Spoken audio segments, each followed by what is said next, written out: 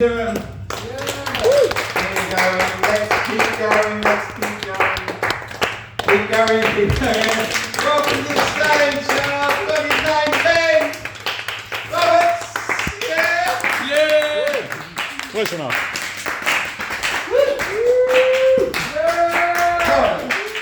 Why do you got to remember so many names? You got it half right, it's fine.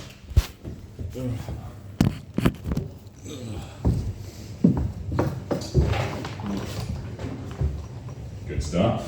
Before I begin, does anyone mind if I don't smoke?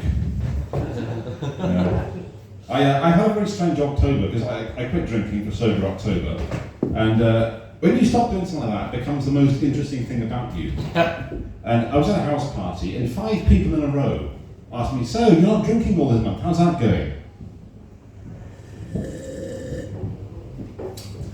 And after a while, that was deliberate, they were doing that wasn't just me.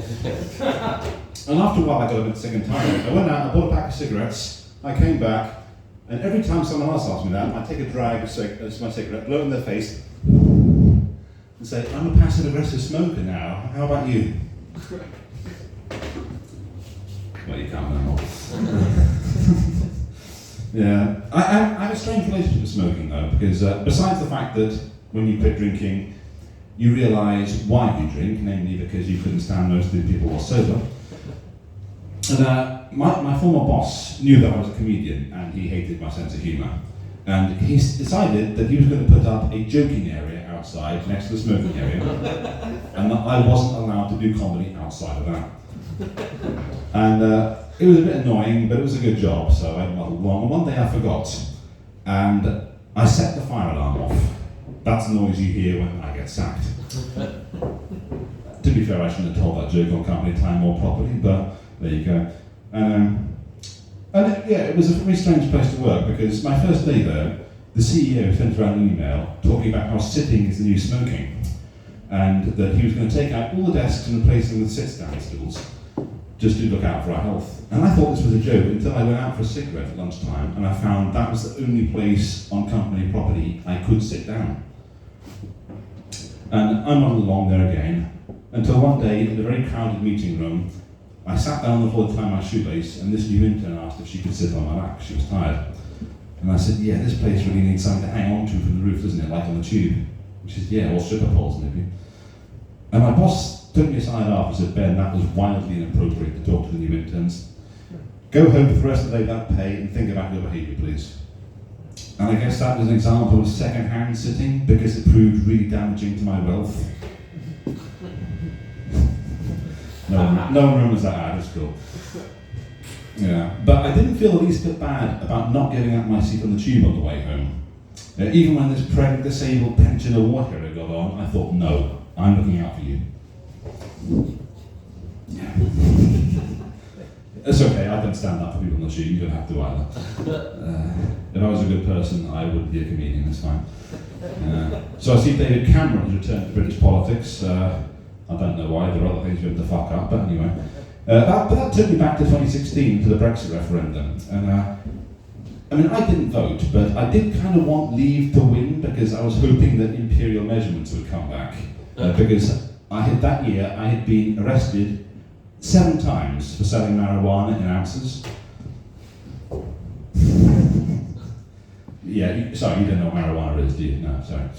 No. And I really, really hate metric measurements too, because I was in Belgium earlier this year, and I asked the local girl how it felt to be on holiday herself and have everybody think that she was French. And she told me to go to hell, and she gave me the distance in kilometres. So whatever else happens to me, I know I'm never getting that. It turns out that hell is actually a town in Belgium too, but I'm not that religious, so whatever. Yeah.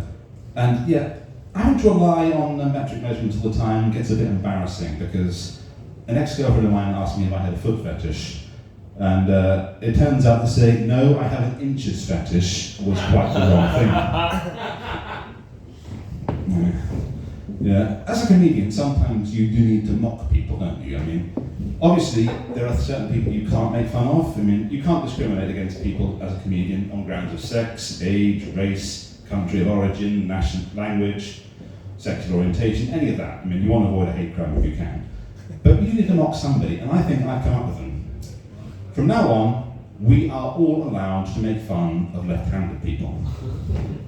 For a start, that's not a protected characteristic, I checked. For another thing, that cuts across all levels of society. And finally, what are left-handed people going to do? Write a letter I can't read. Yeah, I have a left-handed GP. I have no idea what she's prescribed me. Any left-handed people in there? No. Maybe you're all ambidextrous, I don't know.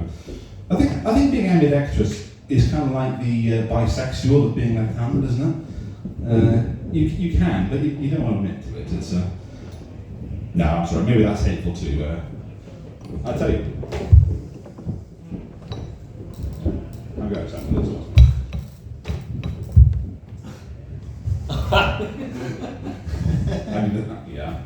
I'm the opposite of ambidextrous. I can't use either hand. Yeah, so I'm sorry about that. Maybe that was a bit hateful too. You know, on behalf of all right-handed people here, I want to make a truce and apologise to all left-handed people. Let's shake hands. You folks are good. Thank you. Good night.